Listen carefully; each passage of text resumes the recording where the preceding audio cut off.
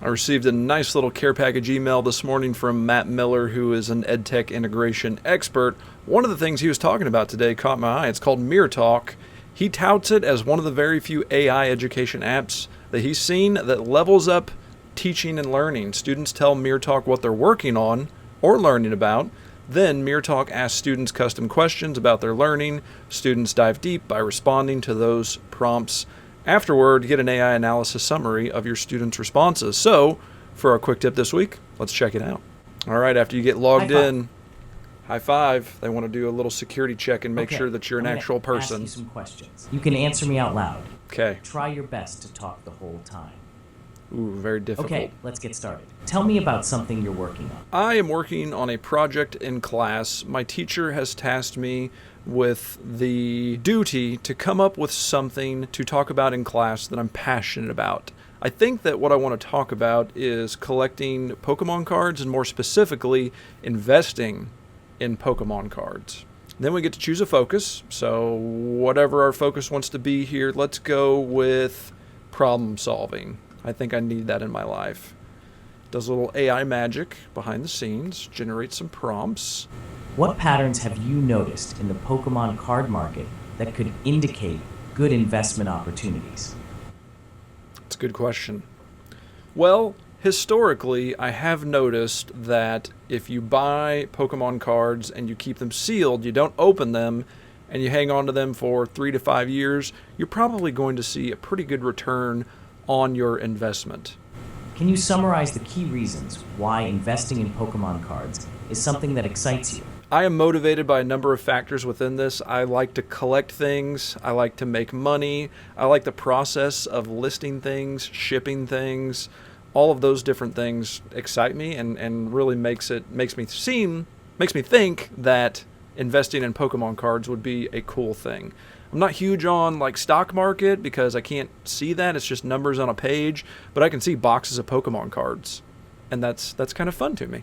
How would you classify the different types of Pokemon cards in terms of their investment potential? There are some sets that Pokemon comes out with, and they are absolute duds. And even with the duds, though, historically it's been proven that you could make money with them. But then there's other sets that come out that are, as the kids would say, a banger. And they're going to make lots of money and do really well. So it's hard to kind of know in the current market value, like which ones are going to be the ones that people really gravitate towards in the future. How has your perspective on the value of Pokemon cards changed as you have learned more about the market?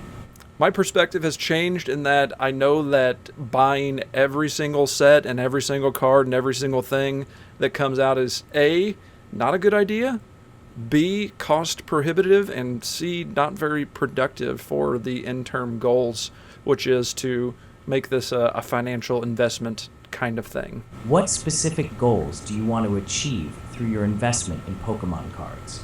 I would like to triple my money on all of the sealed Pokemon cards that I have, and with that money, I would like to either pay for my son's college or fund my retirement. Not an early retirement, just like to have a nice retirement. Little lake house maybe, right? Little cabin by the lake. That would be kind of cool. Doing that with Pokemon cards. I'd be all right with that. Now we get the feedback. It's going to tell me to abandon ship. Nice work. You are learning to connect personal passions with academic assignments. Exploring how your interest in collecting and investing in Pokemon cards can enrich classroom discussions will enhance your communication skills and deepen your engagement. Try to include stories or examples that show your enthusiasm and the value of your hobby. This will not only capture attention, but also spark meaningful conversations with your classmates. Pretty solid advice there. So if you've got a student that is maybe stuck in the process, down in the weeds of, well, I don't know what else I need to do, where do I go next? Maybe you don't have time to counsel with every single one of your students every time a little issue comes up while they're doing a project. Have them run through MirrorTalk. Seems like a pretty good way for them to do some reflecting and for MirrorTalk to give them some ideas of where to go next. You do get a dashboard, and so it is going to kind of go through some different charts and graphs. And I'm not 100% sure on how all of these graphs work and how they fit in, so further testing is needed there. But I like it just for the fact that it's another one of those AI tools that maybe helps your students get out of the way of themselves, generate some ideas, and helps to push them forward on whatever task that they're doing in the classroom for you. So let me know your experience with MirrorTalk if you try it out. Be interested to hear that. Hope you all are doing well. As always, happy ed teching.